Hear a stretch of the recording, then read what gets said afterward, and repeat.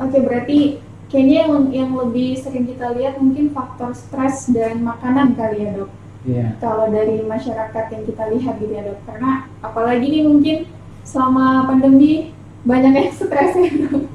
Kita lihat mungkin ya ini tadi gitu ya, apa namanya, mereka jadi gampang migrain gitu ya dok. Iya.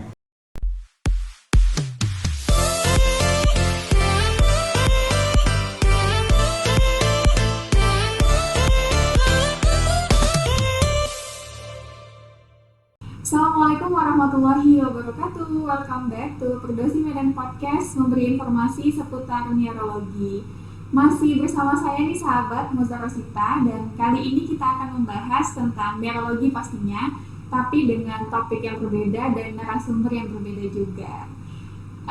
Seperti biasa saya ingatkan buat sahabat yang belum subscribe channel Perdosi Medan, silahkan di subscribe dulu dan aktifkan lonceng notifikasinya. Langsung saja kita sapa narasumber kita hari ini, ada Dr. Hairul Putra Surbakti, spesialis saraf konsultan. Beliau merupakan Kepala Departemen Neurologi dari Rumah Sakit Universitas Sumatera Utara. Assalamualaikum dokter. Waalaikumsalam. Ya, gimana kabarnya hari ini dok? Sehat ya dok? Alhamdulillah sehat. Sehat, Masya Allah.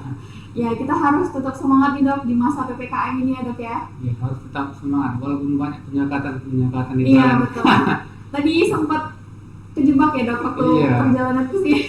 Ada 2 kali kena sekat, harus muter-muter baru Harus sampai. muter-muter, aduh. Oke, kita doakan juga sahabat Perdosi di luar sana juga tetap semangat ya dok ya, untuk melewati masa PPKM ini. Nah dokter, kita langsung aja nih masuk ke pembahasan. Topik kita hari ini adalah nyeri kepala migrain. Nah ini mungkin bagi masyarakat awam masih ada yang belum tahu gitu ya dok, migrain itu apa gitu. Mungkin boleh dijelaskan dulu dokter. Baiklah, terima kasih Moza ya. Nah jadi ya, nyeri kepala migrain ya, yang biasa dibicarakan sebagai nyeri kepala sebelah ya, itu dapat didefinisikan sebagai nyeri kepala yang berulang dan biasanya mengenai sebelah atau satu sisi kepala, walaupun kadang-kadang bisa juga kedua sisi kepala ya. Kemudian dengan intensitasnya sedang sampai berat, kemudian durasinya lebih kurang 4 sampai 72 jam dan dapat disertai dengan gejala-gejala mual, muntah, kemudian sensitif terhadap cahaya yang disebut sebagai fotofobia, itu dapat juga disertai dengan sensitif terhadap suara atau fonofobia. Jadi pasien penderita migrain ini biasanya dia suka menyendiri sunyi ya. Kalau suara senyap, kalau suara bising bisa menimbulkan serangan di kepala. Di kepala gitu. Iya. Oke, berarti sakit di bagian kepala yang apa ya, yang menyerang sebelah gitu, sebelah kepala. Iya ya. Oke. Nah, kira-kira faktor yang menyebabkan migrain ini tadi apa saja dokter? Nah ya, jadi faktor penyebab migrain ini sampai sekarang belum diketahui dengan pasti ya.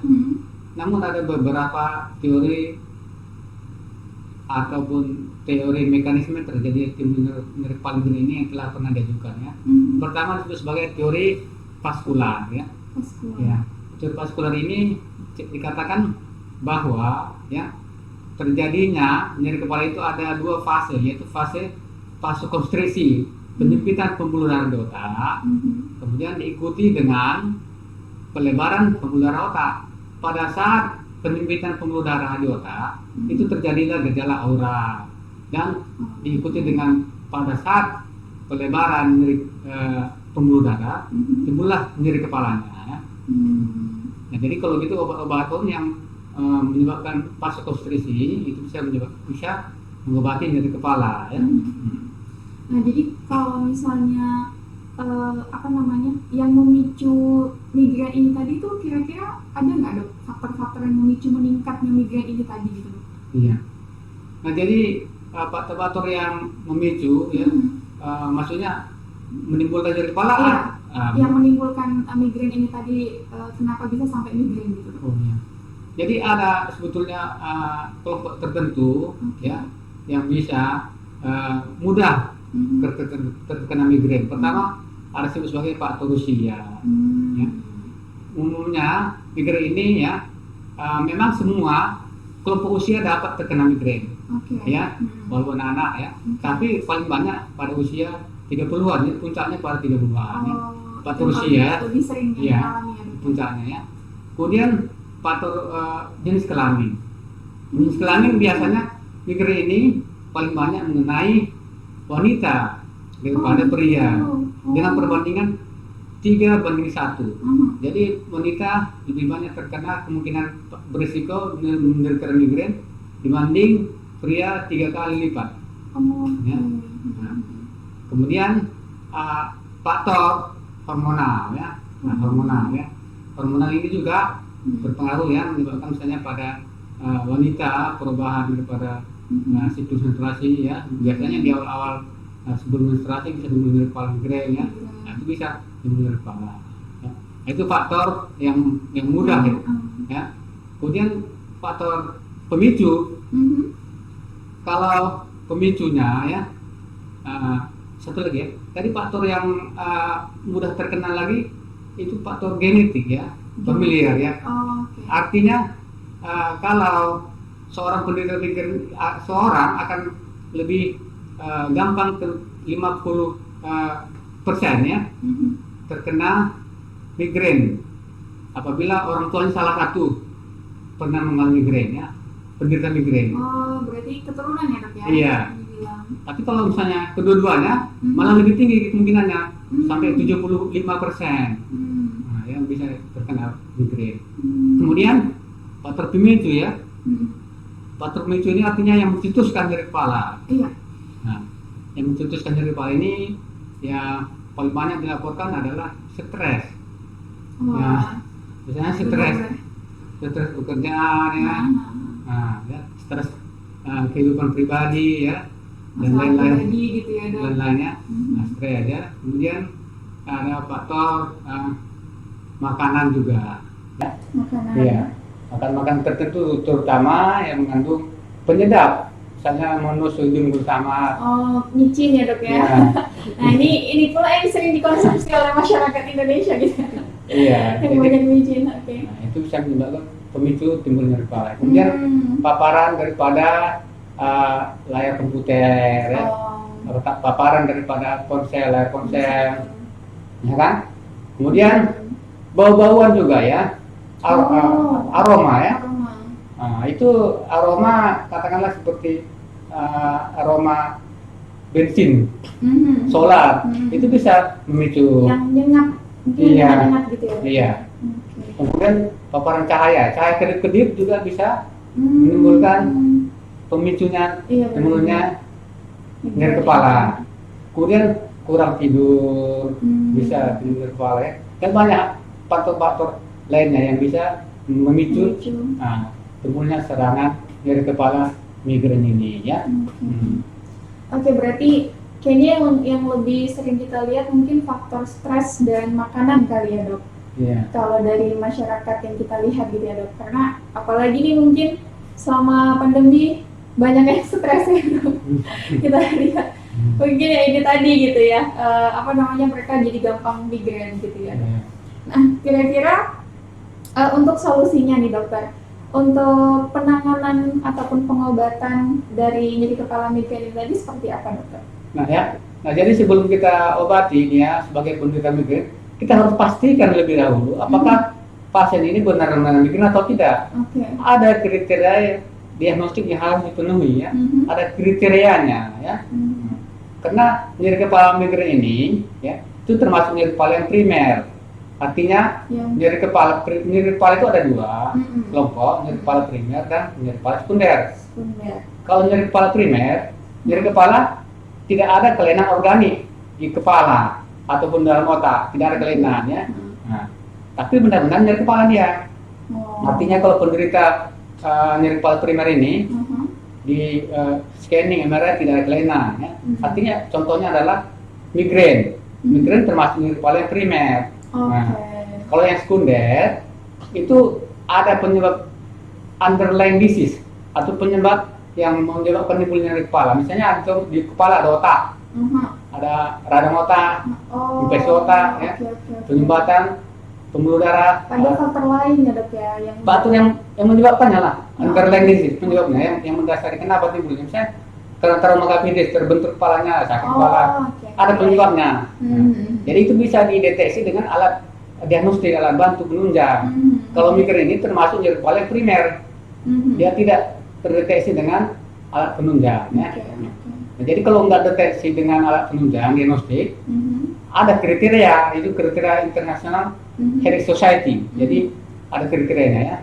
Jadi kalau dia nyeri kepala migrain itu, pertama nyeri kepalanya harus berulang lebih dari 5 kali. Ya. Yang kedua, nyeri kepalanya durasinya 4-72 jam. Jadi nyeri kepalanya harus memenuhi kriteria ini ya. Baru harus memenuhi 2 dari kriteria berikut ini. Yang pertama, nyeri kepalanya harus unilateral, sebelah saja, satu sisi. Baru nyeri kepalanya berdenyut, ya, atau pulsating ya. Kemudian nyeri kepalanya, ya, diperberat dengan aktivitas. Ya. Berlebihan aktivitas atau gimana? Iya. Aktivitas sehari-hari saja dia menimbulkan nyeri kepala. Ya. Jadi intensitasnya sedang sampai berat. Dan dapat disertai mual, muntah, fotofobi. Dan kriteria terakhir, tidak ada kelainan sekunder lainnya. Artinya tidak ada penyakit-penyakit yang di otak tadi. Jadi kalau udah ada, walaupun dia memenuhi kriteria A sampai E, D ini yang terpenuhi, kalau ada sesuatu di otak penyebabnya batal lah diagnosa migrain. Nah, demikian ya. Berarti itu bukan termasuk migrain yang primer tadi ya dok, tapi udah ke sekunder. Ya, sakit kepala yang sekunder jadinya ya. Nah, jadi dia demikianlah kalau udah kita tegakkan ini migrain, maka terapinya adalah pada saat serangan itu diberikan ya terapi abortif mengatasi serangan dirinya ya. Terapi abortif ada 2, yang spesifik ya. Spesifik artinya khusus dia mengatasi nyeri kepala karena migrain sesuai dengan terjadinya nyeri kepala migrain, patofisiologinya maksudnya ya. Nah, itu contohnya golongan-golongan triptan, ekotamin dan lain-lain ya. Kalau yang non spesifik ya itu painkiller ya untuk mengatasi nyeri pada saat itu, tapi dia tidak spesifik. Nah, karena untuk nyeri ini yang non spesifik katakanlah seperti paracetamol ya, NSAID dan sebagainya yang nyeri untuk nyeri umum ya. Nah, ya demikian kira-kira ya. Nah, jadi kalau untuk bisa mengetahui mereka itu harus ke dokter pada saat gimana dok? Pada saat nyeri kepala yang udah gimana gitu dok? Iya. Nah, jadi sebetulnya kalau dia nyeri kepalanya yang udah berulang ya, berulang ini biasanya pasti udah berulang dia udah makan obat sendiri, nggak baik-baik ya. Nah, itu harus diperiksa dokter gitu ya dok. Nah, karena kalau berlebihan makan obat penghilang rasa nyeri ini bisa menyebabkan ketergantungan nanti dan tidak normal lagi. Jadi kalau udah berulang sering, ya haruslah diperiksa dokter apakah udah memenuhi kriteria suatu nyeri kepala migrain atau nyeri kepala jenis lainnya ya. Demikian. Nah, berarti itu ya catatannya sahabat, kalau misalnya udah berulang sebanyak 5 kali, jadi jangan dipaksa minum obat-obatan lagi ya, ya diperiksakan ke dokter supaya bisa ketahuan gitu. Nah, terakhir nih dok, gimana pencegahan buat masyarakat untuk bisa menghindari migrain ini tadi dokter? Sekalian tipsnya deh mungkin dari dokter boleh disampaikan ke sahabat Perdosi. Ya baiklah ya. Nah, jadi untuk pencegahannya penyakit nyeri kepala migrain ini yaitu terutama menghindari daripada ya faktor-faktor yang pencetus migrain. Ya, atau pencetus migrain tadi atau pemicunya katakanlah tadi misalnya yang stres tadi. Yang stres tadi kurangi stres ya. Kemudian paparan daripada cahaya hindarkan daripada paparan layar komputer ya. Berlama-lama melihat ponsel gitu ya. Bau-bauan ya. Kemudian makanan ya. Hindari makan-makan tertentu yang bisa menimbulkan nyeri kepala, misalnya MSG dan lain-lain sebagainya tadi ya. Kurang tidur ya. kurang tidur begadang seringkali mungkin ya dok, iya, begadang gitu bisa ya. menyebabkan timbulnya nyeri kepala migrain ya. Nah, demikian. Oke. Ada nggak olahraga yang dianjurkan untuk migrain ini dok? Kira-kira? Ya secara umum spesifik tidak ada yang khusus ya. Oh. Tapi memang sebaiknya kalau setiap individu haruslah berolahraga ya supaya seimbang ya. Iya, iya. Nah, tidak monoton kegiatan sehari-hari sehingga sirkulasi seluruh tubuh baik ya. Relax gitu Relax ya. Lebih relax. Dan relax ya. Oke, terima kasih banyak dokter untuk sharingnya hari ini. Ini sangat bermanfaat buat kita semua, buat sahabat Perdosi sekalian juga. Karena ini yang dari yang kita bahas sering kejadian ya dok ya, dari faktor stres tadi, kemudian makanan juga sering yang dikonsumsi oleh kita itu adalah yang mengandung micin tadi gitu ya dok. Nah itu mungkin bisa dikurangi dari sekarang, karena kita udah tahu ya bagaimana efeknya nanti itu bisa menimbulkan migrain. Jadi mencegah lebih baik ya dok, sebelum daripada kita mengobati ya ke depannya gitu ya dok. Oke sahabat, demikian pembahasan kita kali ini. Jangan lupa untuk like, comment, dan subscribe channel Perdosi Medan. Kemudian ikuti akun Instagram kita di @perdosimedan2019 dan fanpage Perdosi Medan. Kita ketemu lagi di podcast episode selanjutnya. Assalamualaikum warahmatullahi wabarakatuh. Waalaikumsalam.